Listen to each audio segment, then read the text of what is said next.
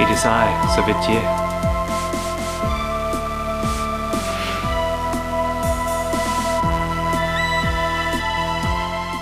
Hello and welcome to the first episode of The Wave of Things. My name is André Savetier. So here we finally are. It has started. Today I will show you a talk I had with a musician last week, and I asked you on Facebook who it might be. One got it right. Evelyn, congratulations, you won this very nice looking and very nice sounding CD by Date City Days. It's called VHS, the first album of Date City Days, an Italian shoegaze band. Lovely music, lovely people. The last week I listened to one song over and over again. It's also by someone I personally know. It's Marta Raja from Poland, now living in Berlin, one half of the band Monowelt, with her song The Sadness of Gaia.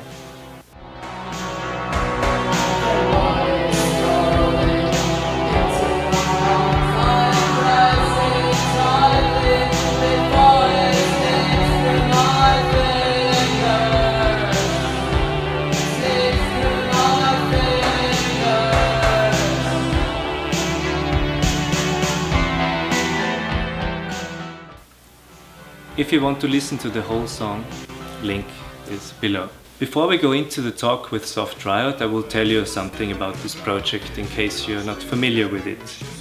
It is the one-man project by Jack Duckworth, originally from Canada, then he lived in England, and nowadays he lives in Scotland, in Glasgow. He has his own label, Possession Records, and he recently released his 6th studio album, The Outsider in the Mirrors.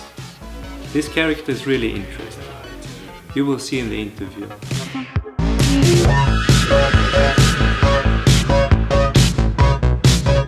Don't give it all away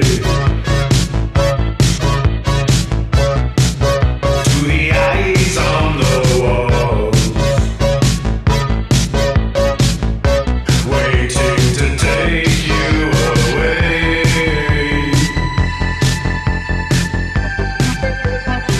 A very special guest.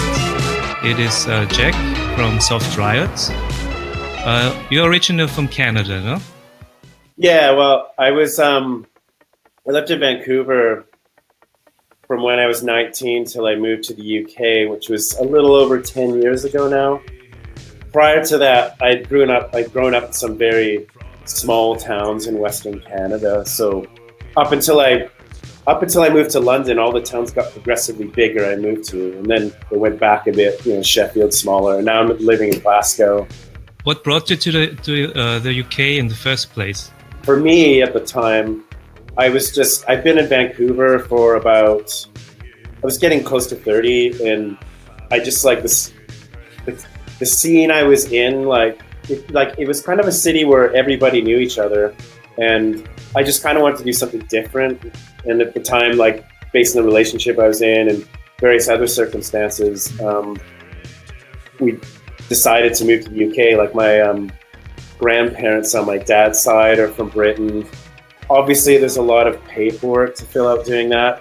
And prior to that, I'd never actually been to Europe. So it was a major, big risk. Risk is a bad word. A big life change for me. And yes. It took a bit while getting adjusting, but I've been here for long enough, and I call the UK my home for now. So yeah, it's all good. You call your music yourself minimal synth art punk disco. So it's quite an elaborate term.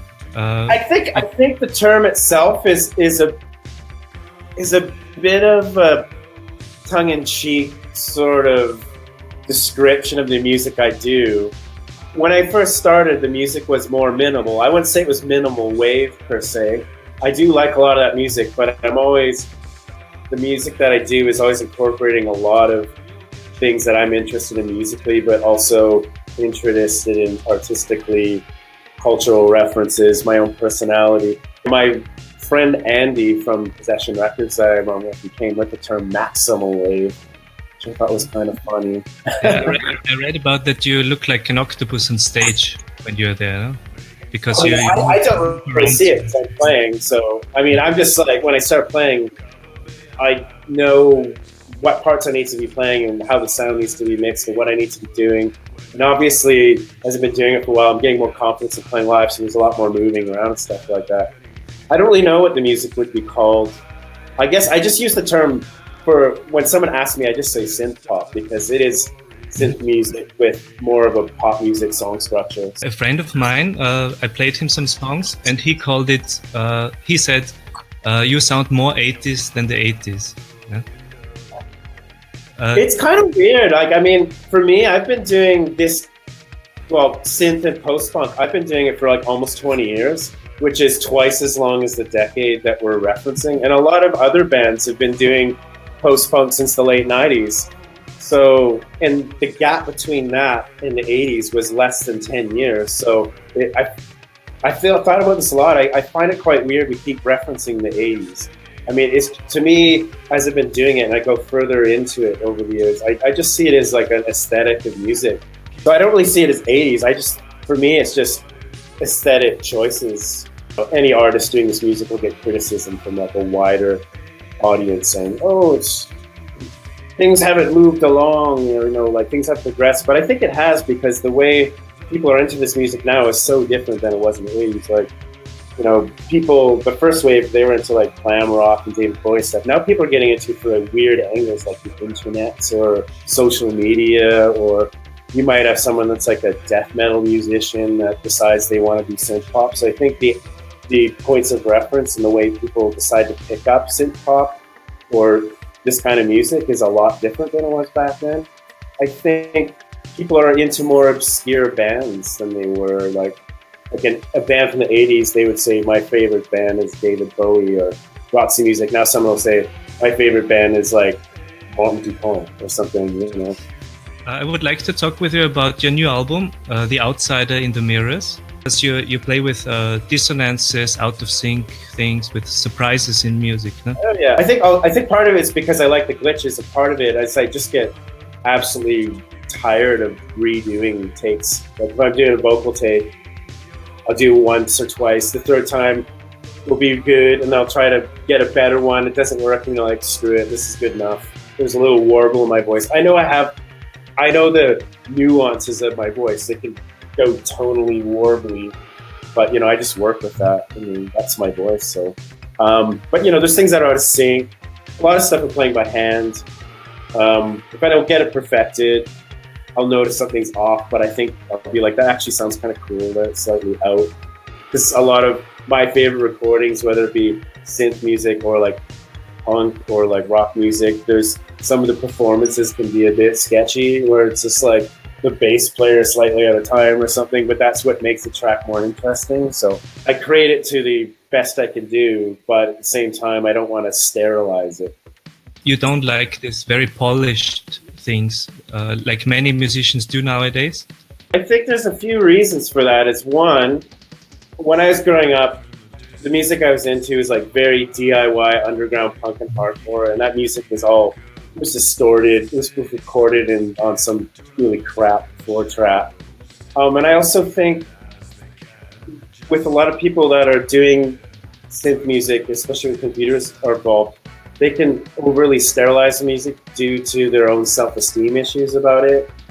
I'm trying to decide with some of these artists whether it's an aesthetic choice to do that, or whether or not they're like in their head they're saying, oh, I hate my voice, or blah blah blah, or the way I played this keyboard was out of time, so I'm going to completely sterilize it. I mean, with me, I just don't really care.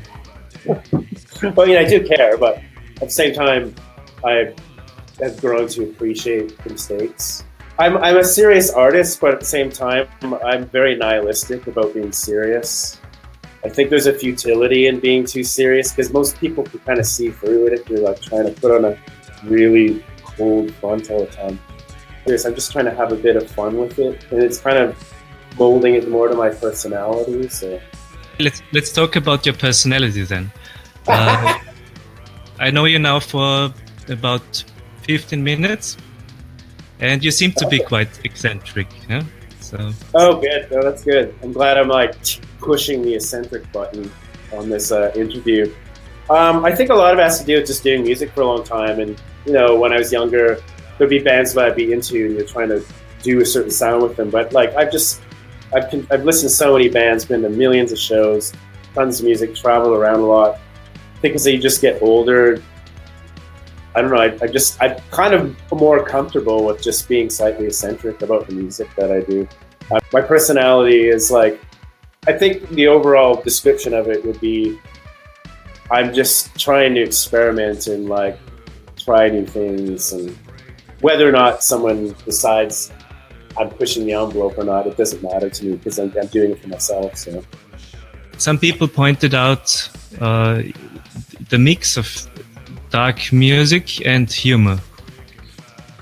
You said you have a very dark and subtle humor, and it's also mirrored in your music.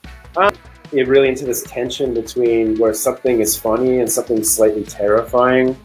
Not funny, but you know, something you kind of get a laugh out of it, but it's actually kind of frightening. I can't really explain the aesthetic. I think it's just something my own personal sense of humor. So that comes out in the videos.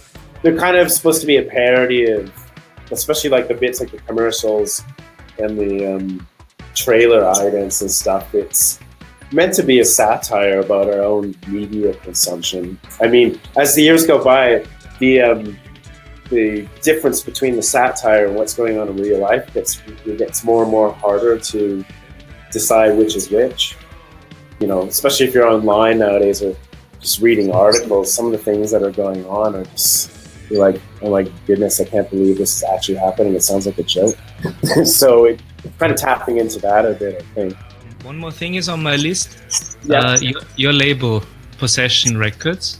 What's the situation with labels nowadays when everybody can release on the internet for free? People go to labels now. I mean, at least I do, and people I know do, go to labels based on an aesthetic or a group of artists they have on it with a certain genre. I know people can be a bit like, there are no genres or whatever, but you know, in reality, people are going to be looking for music and other artists in the same sort of type of music they're doing on certain labels. Obviously, there's downloads. I mean, I think the physical releases are more of a boutique thing for the collectors nowadays, really. And you know, if you're an artist that's touring a lot, it helps out. You know. Do you want to add something? I guess if anybody is watching this, they can check out the possessionrecords.com, softrides.com. I'm doing some shows. Yeah, if you're interested, just look online. That's my closing statement for now. Yeah. Good. So, Jack, thank you very much. Yeah. All the best to you. Yeah, Very you nice too. music. Very danceable. I love it. And yeah, it was great to have the opportunity to do this interview. I mean, it's the first for me, so yeah, it felt organic. That's good. So. Okay, then I feel good. Thank you. All right, thank you. Bye. On a personal note, I would like to recommend you one of my own songs. I have a second band next to André Savetier. It's called Tenebris Abortis, and it's going more into a neo-folk direction. The song The Absence of Light, with a nice video clip made by our friend Tomasz. Thank you very much.